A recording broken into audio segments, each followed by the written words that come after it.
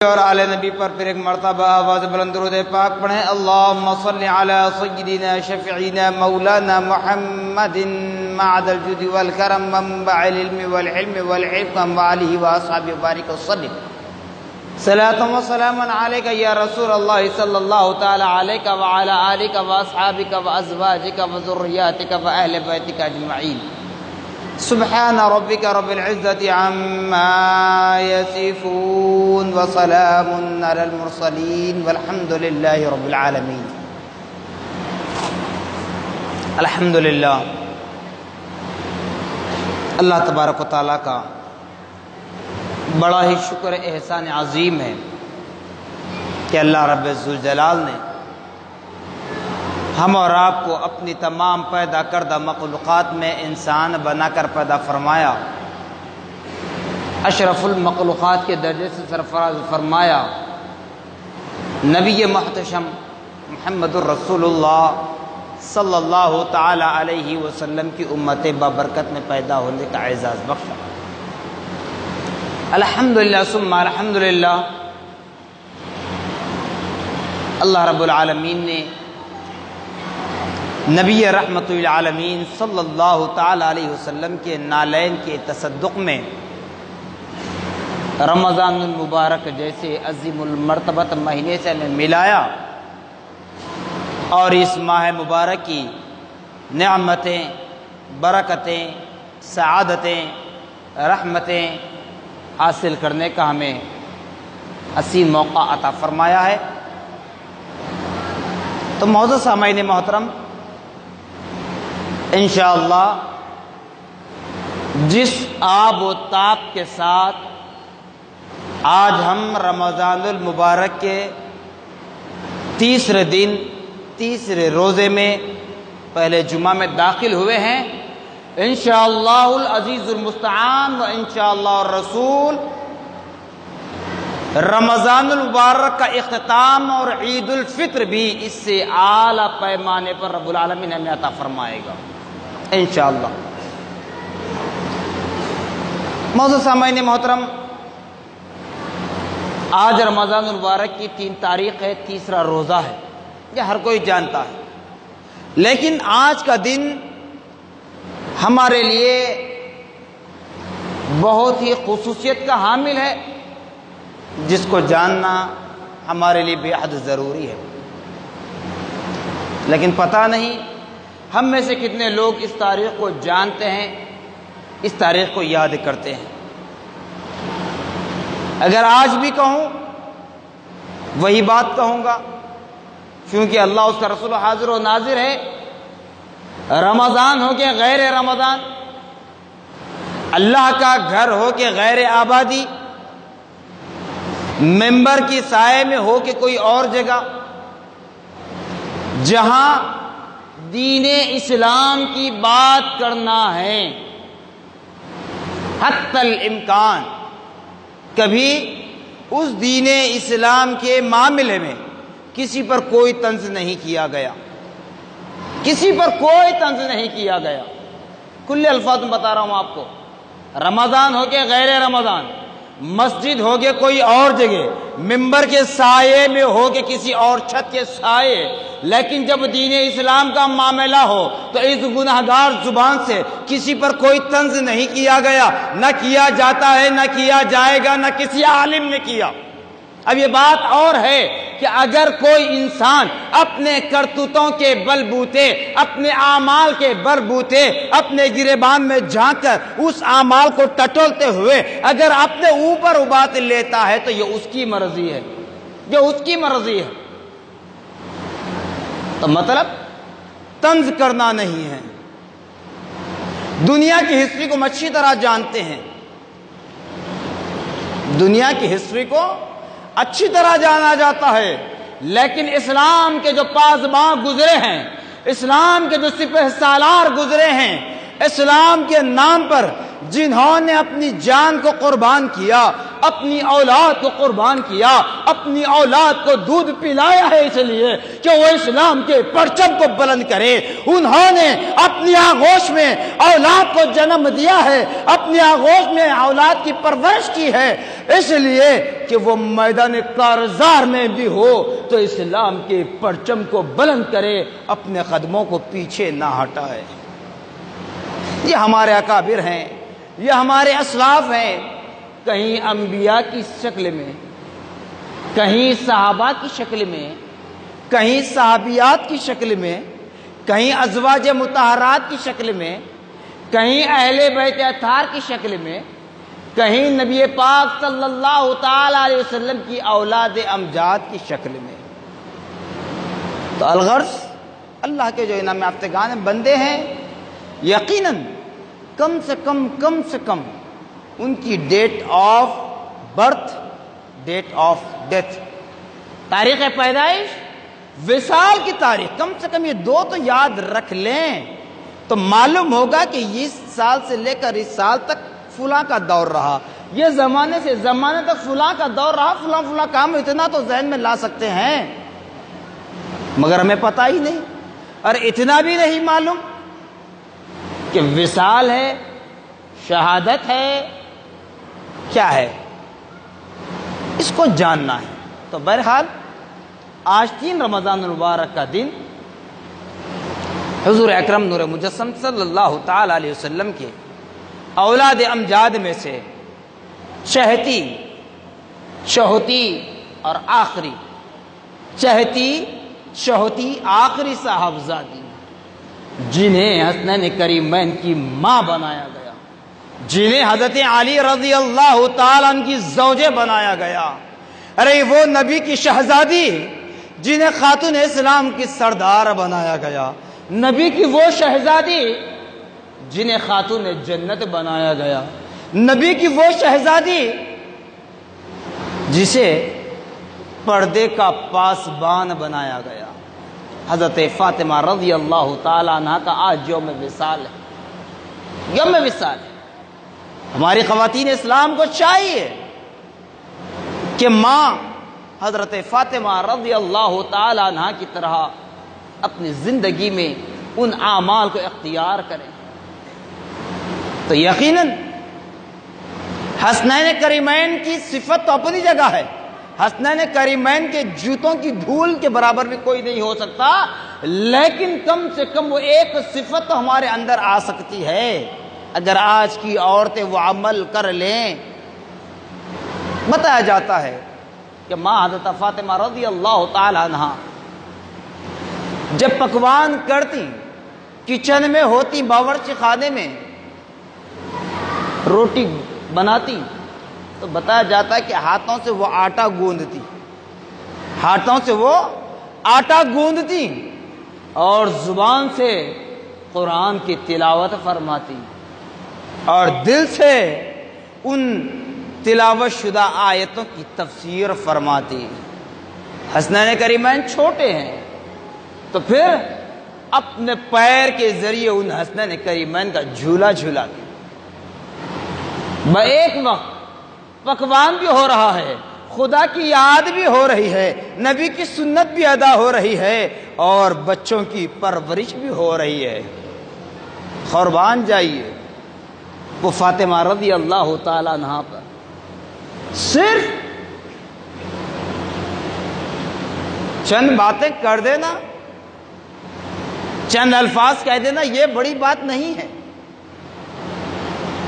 لیکن یہ الفاظ روک رہا ہوں کیونکہ رمضان مبارک کا مہینہ ہے، روزے میں ہے، طنز تو مقصد نہیں ہے، کبھی نہ تھا، لیکن جو لوگ اہل بیت اطہار سے محبت کا دعویٰ کرتے ہوئے دیگر صحابہ کی شان میں بغض کرتے ہیں تو انہیں بھی چاہیے ماں فاطمہ رضی اللہ تعالی عنہ کے اس عمل پر عمل پیرا ہوں۔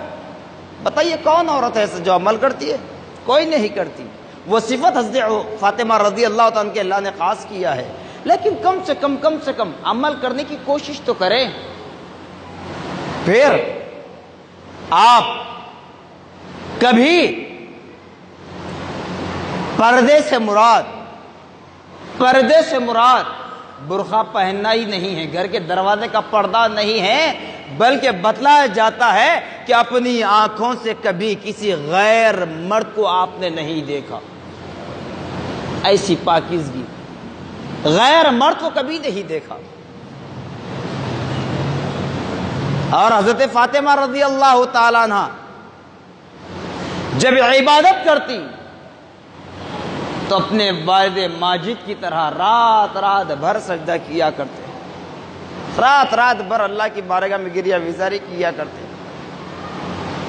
اور آپ کی پاکیزگی، آپ کے پردہ داری کا یہ عالم تھا کہ آپ نے فرمایا تھا جب میرا انتقال ہو جائے تو مجھے رات کے اندھیرے میں لے جانا میرے جنازے کو، کیونکہ جب زندگی میں نے اپنی آنکھوں سے کسی کو نہیں دیکھا تو میرے مرنے کے بعد میرے جنازے پر کسی اجنبی کی بھی نظر نہ پڑے۔ اللہ اکبر۔ پھر حضرت فاطمہ رضی اللہ تعالیٰ کی ذات مقدسہ دیکھیے، آپ باعث تخلیق کائنات امام الانبیاء سردار الانبیاء محمد الرسول اللہ صلی اللہ علیہ وسلم کی صاحبزادی ہیں۔ اللہ نے فرمایا اے نبی رزق کا دینے والا میں ہوں، بانٹنے والے آپ ہو، تو اس رزق بانٹنے والے نبی کی لڑکی صاحبزادی حضرت فاطمہ، اب اس لڑکی کو کمی ہو سکتی ہے؟ بتائیے، سوچئے، کمی ہوگی کچھ؟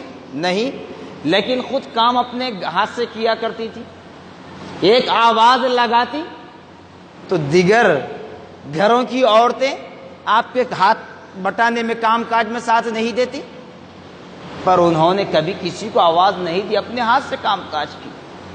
یہاں تک کہ جب حضرت علی کرم اللہ وجہ رضی اللہ تعالی عنہ کے ساتھ آپ کا نکاح ہوا تو آپ نے اپنے شوہر سے یہ نہیں کہا کہ میں شروع سے ہی اپنے گھر کے کام کاج کرتے آ رہی ہوں، آپ اب میرے شوہر ہیں۔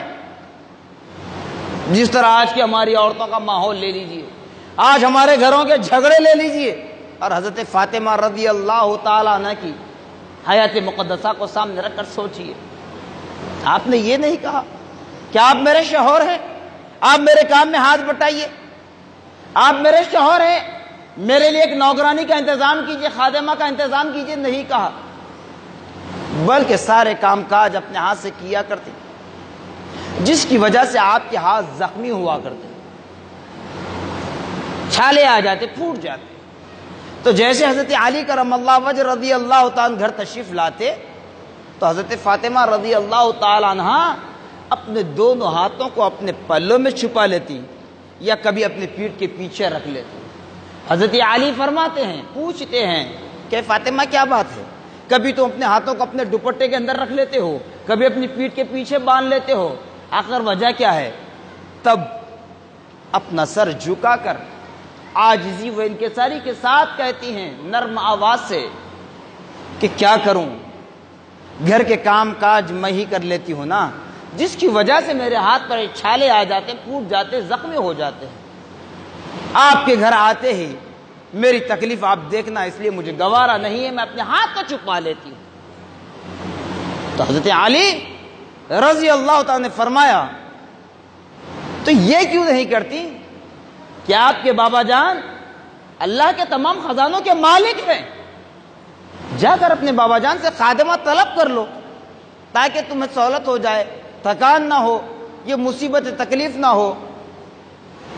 تو پلٹ کر یہ نہیں کہتی کہ آپ میرے شوہر ہیں، میں اب آپ کی کفالت میں ہوں، میری ہر چیز کی ذمہ داری آپ کی ہے، آپ ہی میرے لیے کوئی نوکرانی کا انتظام کیجئے، نہیں کہتی، بلکہ شوہر کے حکم کی تعمیل کے لیے نبی پاک صلی اللہ علیہ وسلم کی بارگاہ میں پہنچتی ہے۔ اور وہ میرے نبی ہیں جو علم غیب رکھتے ہیں، اللہ کی عطا سے جانتے ہیں کہ فاطمہ میرے پاس آ رہے ہیں خادمہ مانگنے کے لیے، جیسے ہی فاطمہ رضی اللہ تعالی عنہ نبی کی بارگاہ میں پہنچتی ہیں، اللہ اکبر، نبی پاک صلی اللہ تعالی علیہ وسلم اپنی بیٹی سے محبت اس طرح کرتے ہیں کہ استقبال کے لیے کھڑے ہو جاتے ہیں۔ ایک تو بیٹی سے محبت، دوسرا اس بیٹی کے شکم سے وہ اولاد جنم لینے والی ہے جس کا خاندان، جس کا حسب و نسب میری طرف منسوب کیا جانے والا ہے۔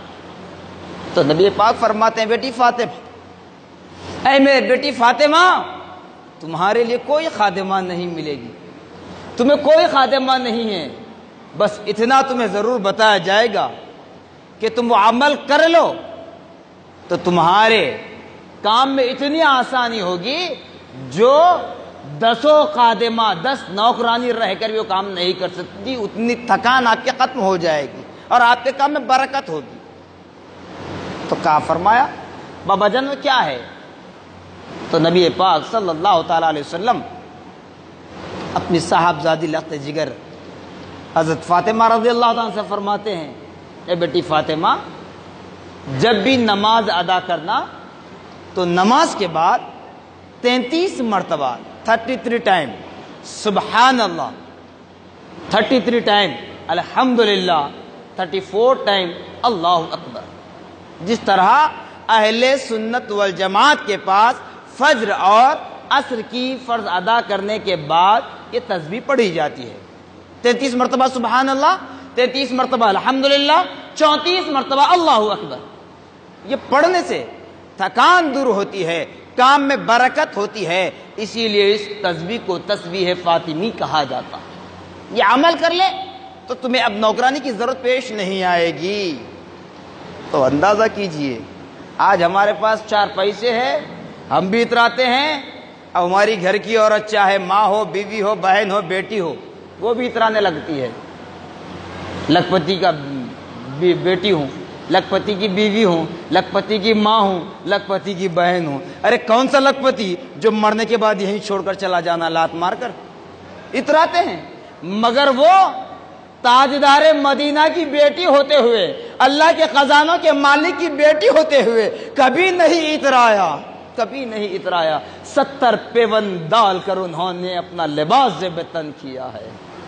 خدا را ان اسلاف کی زندگیوں کو سمجھو، ان کی زندگیوں پر عمل کرو، یقیناً ہماری انانیت بھی نکل جائے گی، ہماری زندگی بھی کامیاب ہو جائے گی۔ اور حضرت فاطمہ رضی اللہ تعالی عنہ یہی رمضان المبارک کی 3 تاریخ کو اس دنیا سے پردہ فرماتی ہیں۔ انا للہ و انا الیہ راجعون۔ تو ایسے کئی واقعات ہیں، لیکن بس وقت کے اعتبار سے مختصر آپ کے سامنے رکھا ہے، آپ اس کو مزید معلومات حاصل کر سکتے ہیں۔ اسی طرح رمضان المبارک کا مہینہ ہے، خدا را اپنے آپ کو بالکل محتاط رکھیے، ہر گناہ سے بچنے کی کوشش کیجیے، کیونکہ روزہ جو آپ رکھ رہے ہیں یقیناً یہ خدا کی رضا کے لیے ہے۔ اس کا مطلب یہ نہیں کہ فجر سے مغرب تک ہی آپ کا روزہ ہے۔ اگر حقیقت اس کی اگر دیکھ لیں روزے کی، دن اور رات بندے کا روزہ ہی کہلاتا ہے۔ یہ بات اور ہے کہ رات میں آپ کھاتے ہیں، پیتے ہیں، سب کچھ کرتے ہیں، سب کچھ اجازت ہے جائز اور حلال کام کرنے کی، لیکن رات بھی تم صحیح گزارو تو وہ بھی مکمل روزے کا ثواب تمہیں ملے گا اور اللہ کی مکمل رضا ملے گی۔ روزہ اللہ کے لیے، قرآن اللہ کا کلام، نماز خدا کے لیے، چاہے فرض پڑھیں، وتر پڑھیں، سنت پڑھیں، نفل پڑھیں، یا تم اپنے نظر و نیاز کے لیے جو منت مانگی تھی وہ نماز پڑھیں، کوئی بھی نماز پڑھیں، لفظ جس میں سجدہ ہو، جو نماز کہلاتی ہو، وہ صرف خدا کے لیے، کسی اور کے لیے نہیں پڑھی جاتی۔ اچھی طرح ذہن میں بٹھا لیں میں کیا کہہ رہا ہوں۔ دیکھیے، اس کو سمجھنے کے لیے دنیا کی ہی مثال دے دیتا ہوں۔ عدالت، کورٹ جس کو کہتے ہیں، فیصلے کی جگہ جس کو کہتے ہیں نا، وہاں کیا ہوتا ہے کیا نہیں ہوتا یہ سب جانتے ہیں. ٹھیک ہے. کیا اس وقت جب جج فیصلہ کرے، ججمنٹ ہو، ڈگری کا وقت ہو، جج فیصلہ لکھے، جج فیصلہ پڑھ کر سنائے، ایسے وقت میں کوئی بندہ ہے اس کے اندر اتنی طاقت ہے کسی بندے میں کہ وہ فون لے کر ریکارڈ کر سکے اس جج کے جج نامے کو؟ کر سکتا؟ جج فیصلہ سنا رہا ہے، جج فیصلہ لکھ رہا ہے، فون نکال کر آپ اس کی ریکارڈنگ کر سکتے ہیں، ویڈیو، آڈیو، وائس ریکارڈ.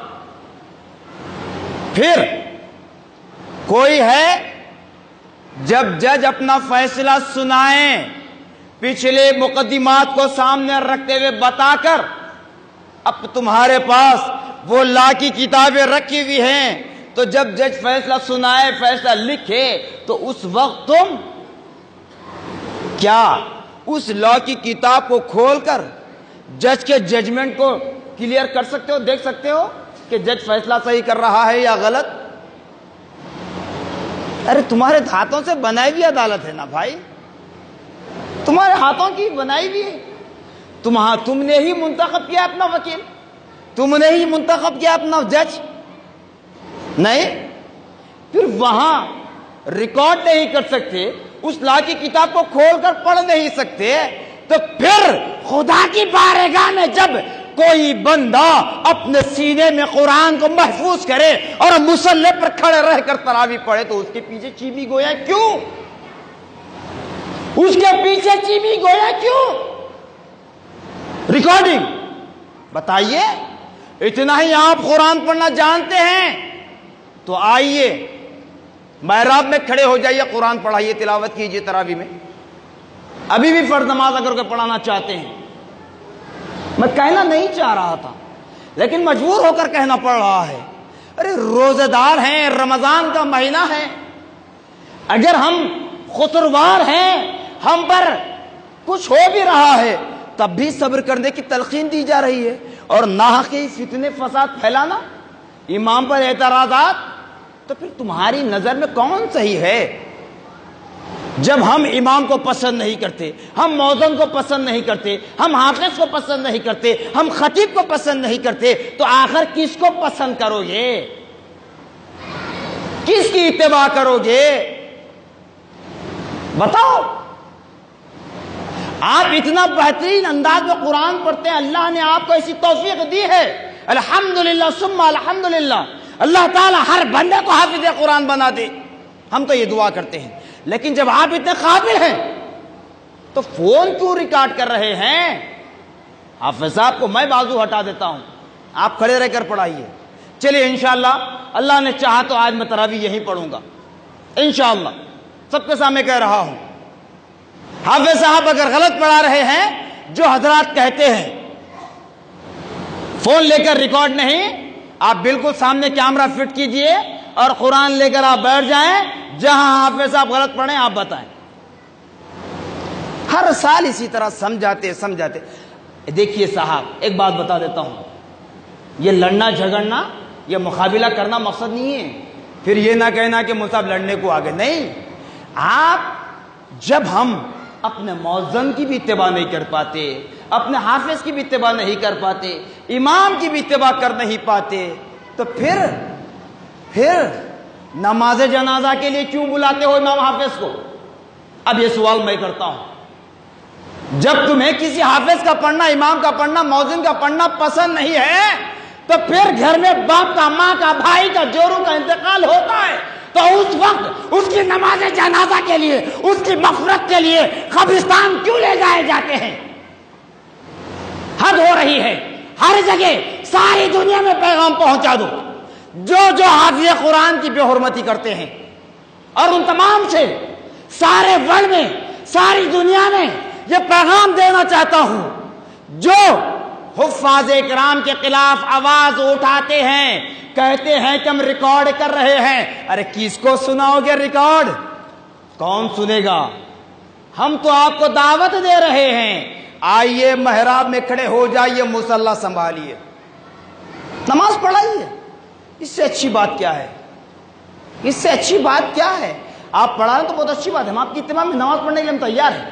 ہم نہیں دیکھتے کون پڑھا رہے ہیں، ہم یہ دیکھتے ہیں کہ قرآن کا محافظ ہے، قرآن کو تھامنے والا ہے، ہم اس کی عزت کرتے ہیں۔ ہر سال یہی جھگڑا، یہی جھگڑا۔ آپ لائیے نا کسی حافظ صاحب کو، آپ لائیے۔ ارے ہر مرتبہ یہی کہنا کب تک؟ خدا کے واسطے اللہ کے گھر کو لڑائی جھگڑے کی جگہ مت بنائیے، فتنہ فساد مت پھیلائیے۔ صرف یہ مسجد نہیں، سارے عالم اسلام کی مساجد میں جہاں جہاں ایسے فتنے اڑتے ہیں، ان تمام سے یہی اپیل کرتا ہوں کہ وہ فتنوں کو ختم کریں۔ اور اس بات کو بھی ذہن میں رکھیے، امام اور مؤذن ہمارے گھر کے نوکر نہیں ہیں، ہمارے گھر کے نوکر نہیں ہیں صاحب۔ اگرچہ کہ ہم مسجد میں چندہ دیتے ہیں، 100 روپئے نہیں، مہینہ 1000 روپئے، 10,000 روپئے، 10 لاکھ روپئے بھی ہم دیتے ہیں، تو وہ ہماری جرت نہیں ہے۔ اللہ نے ہمارے مقدر میں لکھا تھا کہ اتنا پیسہ تیرا اللہ کی میری راہ میں خرچ ہو، تو وہ اللہ کی راہ میں خرچ ہو رہا ہے، یہ ہماری بساط نہیں ہے۔ تو امام مؤذن ہمارے نوکر نہیں ہیں۔ ایک بات یاد رکھیں، افطار کا جو وقت ہوتا ہے نا صاحب، افطاری جو آتی ہے اس میں بھی ایک لاجک ہے، سمجھنا آج تک ہم سمجھے نہیں۔ روزہ کھلانا ثواب ہے، کیسا؟ جو غریب، لاچار، مجبور، مسکین ہے ان کو ثواب کی نیت سے آپ مسجد میں دیں، ثواب کی نیت سے آپ اڑوس پڑوس میں دیں، یہ ثواب نہیں ہے۔ یہ تحفہ دینا تحفہ لینے کے عمل میں ہوگا، ثواب کے عمل میں نہیں۔ اور مسجد میں جو افطاری آتی ہے آپ لیجئے، کھائیے، کوئی اعتراض نہیں ہے، لیکن امام پر تانا دینا، مؤذن پر تانا دینا، انتظامی کمیٹی پر تانا دینا، یہ بالکل غلط ہے۔ خدا کے واسطے یہ تھوڑے سے فروٹ کے لیے افطاری کے نام پر فتنے فساد مت کیجئے مساجد میں۔ مساجد یہ امن و سلامتی کا گہوارہ ہے، اس کو امن سلامتی میں ہی رہنے دیجئے خدا کے واسطے۔ مساجد کو بدنام مت کیجئے۔ جیسے میں آج تک کہتے آتا تھا کہ ہمارے دین پر، ہمارے اسلام پر، ہمارے قرآن پر، ہمارے نبی پر اگر کبھی اعتراضات ہوتے ہیں تو یہ ہم اس کی جڑ ہے۔ کیونکہ گھر کو آگ لگی، گھر کے چراغ سے گھر کا پردہ اڑتا ہے پہرے داروں سے۔ یہ ہم ہی پردہ اٹھا رہے ہیں، لوگوں کو راستہ بتا رہے ہیں، کیونکہ تھوڑی سی چیز پر بحث مباحثہ ہو جاتا ہے، اب اس کے بھائی آگے، اس کے بھائی آگے، ان کا بیٹا، ان کا بیٹا، لڑائی جھگڑا بڑھتے بڑھتے گیٹ کے باہر سے محلے میں، محلے سے ساری بستی پریشان، اب پولیس کمپلین فلاں۔ خدا کے واسطے ہاتھ جوڑ کر کہتا ہوں، اب یہ کووڈ-19 کی وجہ سے پریشان تھے، لیکن اللہ کا کرم ہوا، نبی کے نالین کا تصدق ہے کہ تم تراویح بھی ادا کر رہے ہو، نمازیں پڑھ رہے ہو، روزہ رکھ رہے ہو، جو سال گزشتہ کا رمضان تم نے دیکھا ہے، شکر ادا کیجیے۔ میں تو بہتر مشورہ یہی دیتا ہوں کہ کوئی حضرات مسجد کو افطاری ہی نہ لائیں، اور سارے حضرات اپنے گھروں میں افطار کر کے نماز پڑھنے کے لیے آئیں، چونکہ یہ افطاری ہی جھگڑا بن رہی ہے نا۔ خدا کے واسطے، اللہ اس کے رسول کا واسطہ، ایسے کام مت کیجیے گا جس سے مسجد پر کوئی حرف آ جائے، جس سے عوام کے سامنے، اغیار کے سامنے یہ بات چلی جائے کہ مسجد کے محراب و منبر سے جہاں نصیحت ملا کرتی تھی، جہاں لوگ سدھرا کرتے تھے، آج وہیں سے جھگڑے فتنے فساد ہو رہے ہیں، یہ بات سامنے نہ آئے۔ خدا را اللہ اس کے رسول کا واسطہ آپ تمام سے میں ہاتھ جوڑ کر فردن اگر کہیں تو پیٹ میں منڈی ڈال کر معافی چاہوں گا کہ خدا را مسجد کو امن سلامتی کا گہوارہ ہے، اس کو امن سلامتی میں ہی رہنے دیجئے، ایسے فتنے فسادوں سے باز رہیے۔ اگر کوئی حافظ، کوئی امام، کوئی خطیب، کوئی مؤذن، کوئی مسجد کی انتظامی کمیٹی، ان کے کام تمہیں سمجھ میں نہیں آتے تو آپ کو اختیار ہے، کوئی اور جگہ جا کر نماز ادا کر سکتے ہیں، کسی اور مسجد میں جا کر آپ تقریر سن سکتے ہیں، تراویح پڑھ سکتے ہیں، لیکن فون لے کر میں ریکارڈ کرتا ہوں، بتاتا ہوں، یہ اس طرح کے الفاظ مت کیجئے۔ اگر کرنا ہی ہے تو آپ کو اللہ کے گھر میں حالت روزہ میں منبر رسول کے سائے کھڑے رہ کر وعدہ کر رہا ہوں، جو قابل ہے اٹھ کر آئیے، نماز جمعہ بھی پڑھاتے ہیں تو ان کو اجازت ہے، نماز تراویح پڑھانا چاہتے ہیں تو حافظ صاحب کو بازو کھڑا کروں گا، آپ کھڑے رہ کر تراویح پڑھائیے، لیکن یہ فتنے فساد مت کیجئے گا۔ اتنے آپ قابل ہیں تو پیچھے کہیں کو کھڑا ہونے صاحب، آپ اپنی قابلیت کو برباد کیوں کر رہے ہیں؟ سامنے آئیے، اپنی قابلیت کو اور بھی اجاگر کیجئے تاکہ آپ کے گھر والے، آپ کے خاندان والے بھی آپ سے خوش ہو جائیں کہ حافظ قرآن ہے۔ معلوم ہوتا سب کو، دودھ کا دودھ پانی کا پانی، جس طرح مثال دی جاتی ہے نا، سب معلوم ہوتا ہے حافظ کیا ہوتا ہے، ایک عالم کیا ہوتا ہے، امام کیا ہوتا ہے۔ خدا یہ آج کی نہیں، ہر سال کی ہے، اور یہ صرف بورا بنڈا ہماری مسجد نہیں، یہ دنیا بھر میں ایسے ہی ہوتا ہے۔ پتہ نہیں، جہاں صبر کی تلقین کی جاتی ہے وہیں پر شدت پر ہم غالب آ جاتے ہیں۔ اللہ نے توفیق دے۔ وقت ہو رہا ہے، خدا را برا مت مانیے، کسی پر طنز مقصد نہیں ہے، میں نے پہلے کہہ دیا۔ اب کوئی جو عمل کرتا ہے نا، وہ اپنے اوپر لے کر اس کو طنز سمجھتا ہے تو یہ اس کی مرضی ہے، لیکن طنز کہنا مقصد نہیں ہے۔ اور صرف مسجد ابراہیم گلشنی بورا بنڈا سہرتری کی بات میں نے نہیں، بلکہ سارے عالم اسلام کے مساجد اور تمام مصلیوں کے لیے میں نے پیغام دیا، جو یہ عمل کرتے ہیں اسے پرہیز کریں، چاہے افطاری کا معاملہ ہو، چاہے نماز تراویح کا ہو، چاہے تقریر کا ہو، چاہے کسی معاملے میں مسجد میں آئے تو صرف نماز ادا کرنی ہے، نماز ادا کرنی ہے، نماز ادا کر لیں، عبادت کر لیں، اپنے گھروں کو لوٹ جائیں، باقی باہر جو کچھ کرتے ہیں وہ آپ کا اختیار ہے، وہ آپ کے رائٹس ہیں۔ جزاکم اللہ خیرا جزا، وآخر دعوانا الحمدللہ رب العالمین۔ سنت ادا فرمائیں۔